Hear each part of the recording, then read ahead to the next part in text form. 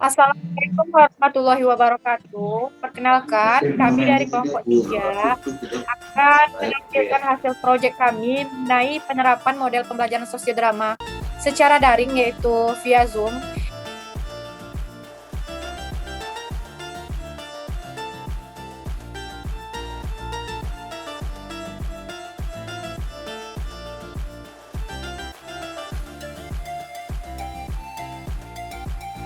Kelompok 3 terdiri dari saya sendiri Khalifatur Rahma dengan NIM 19046090 berperan sebagai guru.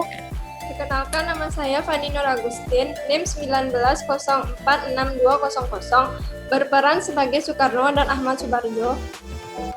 Perkenalkan, nama saya Melisa Aprilia Putri, NIM 1980, berperan sebagai Suhud dan Sayud.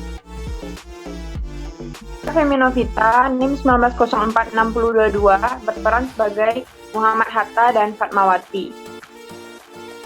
Dan saya Sofi Faskia Erfadini, NIM 19046132, berperan sebagai Sultan Syahir dan Laksamana Maedah.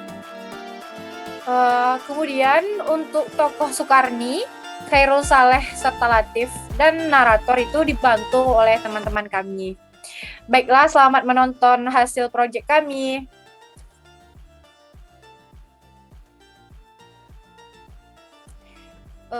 Assalamualaikum warahmatullahi wabarakatuh. Selamat siang anak-anak semuanya.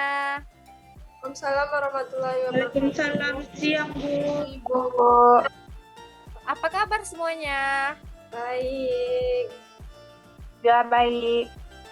Alhamdulillah. Untuk memulai pembelajaran pada siang hari ini, alangkah baiknya kita berdoa terlebih dahulu menurut kepercayaan masing-masing. Berdoa dimulai.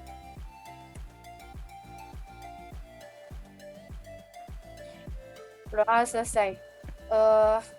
Sesuai dengan kesepakatan kita di minggu kemarin, bahwa kelas kita ini akan mengadakan sebuah drama yang mana drama tersebut tentunya akan berkaitan dengan pembelajaran yang sesuai pada KD minggu ini.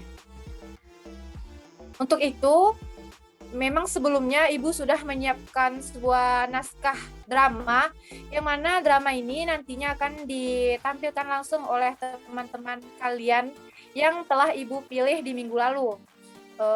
Dipersilahkan bagi yang ingin tampil untuk mempersiapkan diri. Untuk itu, anak-anak yang lain yang tidak tampil diharapkan untuk kondusif dan fokus untuk melihat drama yang ditampilkan. Dipersilahkan bagi yang tampil untuk maju ke depan.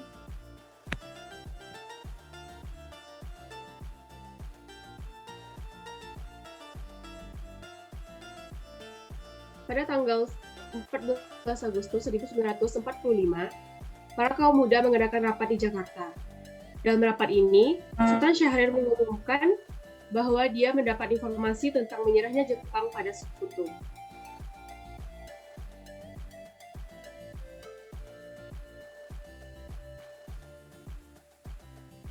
Assalamualaikum warahmatullahi wabarakatuh. Waalaikumsalam warahmatullahi wabarakatuh. Saudara-saudara, saya dapat berita menggembirakan bagi kita semua bahwa Jepang telah menyerahkan kepada Sekutu.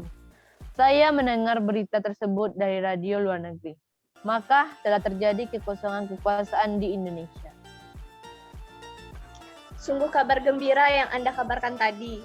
Tapi apa itu kekosongan kekuasaan?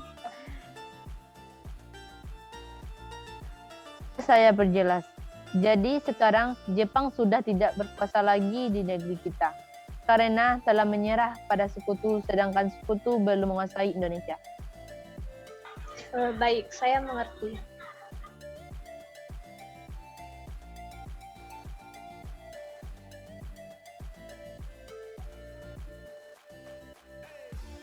Lalu, apa yang harus kita lakukan untuk mengisi kekosongan kekuasaan ini?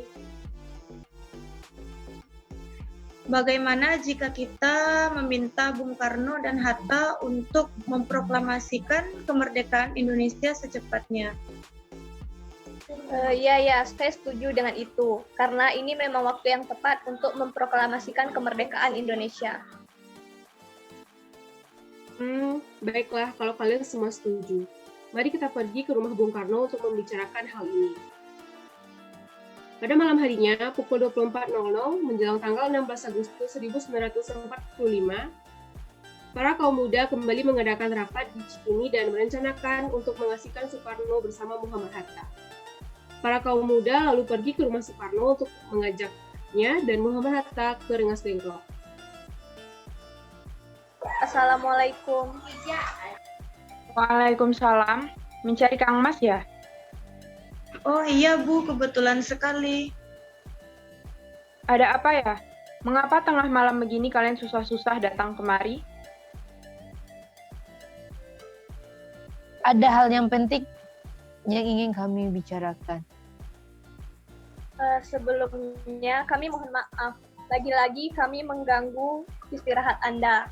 Kami diutus untuk membawa Anda berdua keluar kota. Memangnya kemana? Ke Rawang. Kalau kami tidak mau, Maaf Tuan, ini bukan saat yang tepat untuk berdebat. Ini sangat penting. baiklah. Sebentar, saya akan berpamitan dulu. Bu, Iya, Bapak pamit dulu. Bapak akan pergi keluar kota. bolehkah saya ikut? Karena akhir ini saya sering mengkhawatirkan Kang Mas. Baiklah, Maaf, apakah sudah selesai? Kita harus cepat pergi. ayo mari. Mereka pun pergi ke Rengas Dengklok. Mereka tiba di sebuah rumah. Di sana, Bung Karno dan Muhammad Hatta terus didesak dengan cara kasar. Mereka didesak oleh kaum muda untuk segera memproklamasikan kemerdekaan Indonesia. Di sisi lain, Ahmad Subarjo yang telah mengetahui keadaan dan keberadaan Soekarno, Muhammad Hatta, dan Fatmawati pergi untuk menyelamatkan mereka bersama Sayuti Malik. Hei kalian, sudahlah lepaskan mereka. Rasanya sangat tidak pantas menahan tokoh nasionalis seperti ini. Bagaimana bila kita rundingkan ini secara baik-baik? Baiklah. Jadi, bagaimana, Bung? Baiklah, saya akan memproklamasikan kemerdekaan Indonesia. Ya, baguslah. Tapi di mana kita akan membuat teks proklamasinya? Bagaimana jika kita ke rumah Laksamana Maeda di Jakarta? Dia teman saya, orang Jepang yang mendukung kemerdekaan Indonesia. Ya, saya dengar dia juga perwira tinggi militer, jadi keamanannya akan terjamin dan tempatnya juga strategis. Ya sudah, kita pergi ke sana. Mereka semua lalu kembali ke Jakarta dan pergi ke rumah Laksamana Maeda. Permisi.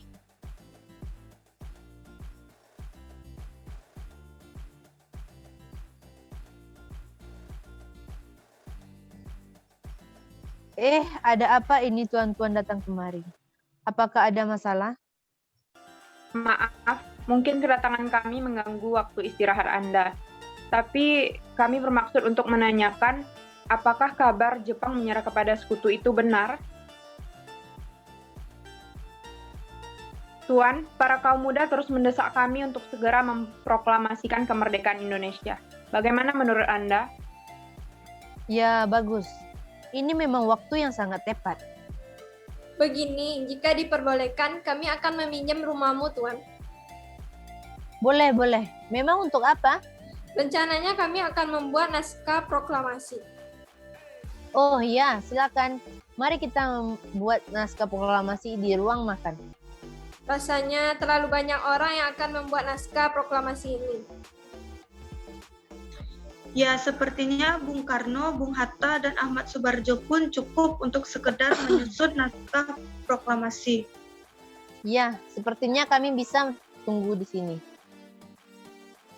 Insinyur Soekarno, Muhammad Hatta, dan Ahmad Subarjo pun pergi ke ruang makan untuk menulis naskah proklamasi. Sedangkan yang lainnya menunggu mereka selesai. Akhirnya naskah proklamasi selesai dibuat. Sayuti Malik pun mengetik naskah proklamasi beserta perubahannya, yang di mana teks itu akan ditandatangani oleh Insinyur Soekarno juga Muhammad Hatta. Nah, sekarang naskah proklamasi sudah selesai. Tapi di mana proklamasi ini akan dibacakan? Lapangan Ikada. Tidak, di situ keamanan kita tidak terjamin. Maaf, bolehkah saya mengusulkan bagaimana jika di rumah saya? Ya, itu bagus. Ya, saya juga setuju. Ya, bisa di sana pasti aman. Akhirnya, proklamasi pun sepakat untuk dibacakan di rumah Insinyur Soekarno pada tanggal 17 Agustus 1945, dini hari, semuanya bersiap-siap. Di saat semuanya sedang sibuk, Suhut tiba-tiba datang menghampiri Bung Karno. Permisi Tuan, apakah akan ada proses pengibaran bendera merah putih? Tentu saja harus. Itu merupakan lambang negara kita. Tapi benderanya tidak ada. Apa? Baiklah. Akan kuperintahkan Fatmawati untuk menjahit bendera sekarang juga. Tolong panggilkan dia. Ibu Fatmawati, Ada apa, Pak? Mengapa tiba-tiba memanggil saya? Tolong jahitkan kain merah dan kain putih menjadi satu sekarang. Juga untuk menjadi bendera. Apa? Sekarang? Baiklah, akan saya usahakan. Fatmawati pun menjahitkan bendera merah putih dan mereka semua mempersiapkan pengibaran bendera pula. Soekarno pun membacakan pidatonya sebentar dan membacakan naskah proklamasi. Suhut dan Latif pun mengibarkan bendera merah putih yang diiringi lagu Indonesia Raya ciptaan W.R. Supratman. Proklamasi.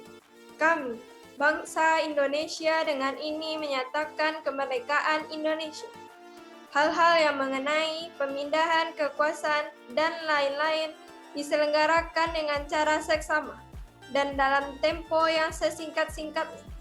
Jakarta, 17 bulan 8 tahun 1945. Atas nama bangsa Indonesia, Soekarno-Hatta.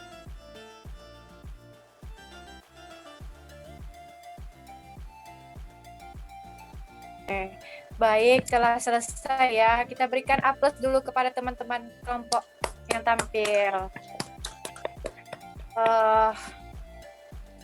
Setelah drama yang telah ditampilkan tadi, adakah anak-anak yang ingin memberikan kesimpulan atau suatu kritik, saran mengenai drama yang telah ditampilkan tadi? Sepertinya tidak ada ya. Sepertinya semuanya sudah paham.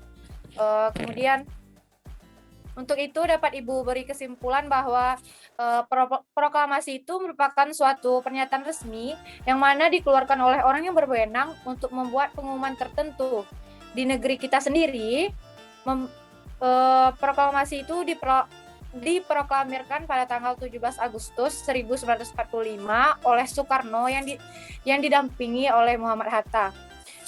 Kemudian setelah dibacakannya naskah proklamasi tadi, dilanjutkan dengan pengibaran bendera sang merah putih oleh Suhut dan Latif. Kemudian upacara pun diakhiri dengan menyanyikan lagu Indonesia Raya. Meski berlangsung singkat, namun peristiwa proklamasi kemerdekaan tersebut mengandung arti yang sangat penting dan membawa perubahan yang sangat besar dalam kehidupan bangsa Indonesia. Nah, bagi kelompok yang belum tampil, Ibu beri tugas untuk membuat suatu laporan yang mana laporan tersebut berisi sebuah pengamatan dan kesimpulan dari drama yang telah ditampilkan teman-teman kelompok tadi. Adapun laporan tersebut dikumpul pada pertemuan selanjutnya. Baiklah, sepertinya jam sudah menunjukkan angka 15.00 yang mana waktu pelajaran kita telah habis. Sampai di sini dulu pertemuan kita pada hari ini. Apabila ada kesalahan,